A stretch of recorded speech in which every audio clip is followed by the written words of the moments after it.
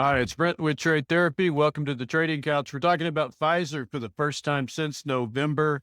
Pfizer really sits on the laggard side of the healthcare sector, which makes it useful for learning what repair looks like when you see major damage to a chart. We're going to dive into that. This is what it looked like last time back in November when we noticed that there's a redistribution process playing out that has some further downside to it. The bulls on the Pfizer board didn't like it very much, but unfortunately, Wall Street's going to take profit and acquire their positions at lower levels, no matter how strongly you feel about your investments.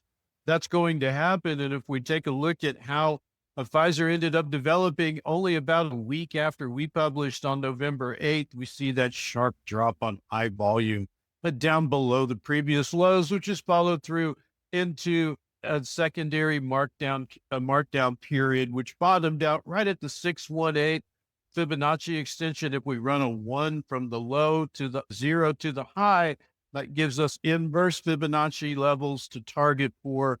And this corrective structure ended right at the 618 at 21 right here. So potentially some additional downside here.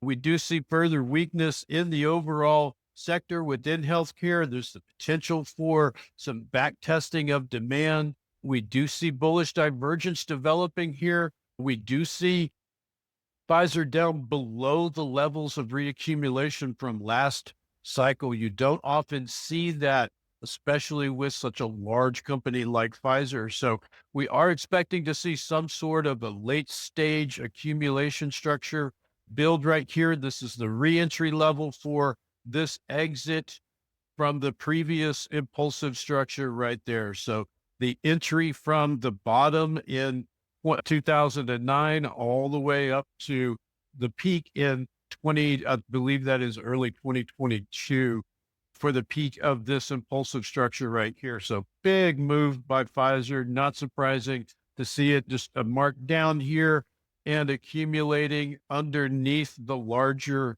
volume shelf right here. We identified some entries, some targets, both to the upside and the downside. This ties in really nicely with the overall path we see forward within the healthcare sector. If you're interested in learning about institutional strategy and tactics to this degree of detail, you need to be reading Clarity. We cover all of the trades that we're considering within all of these charts and sectors. If you like that level of detail, there's a coupon coming up here shortly.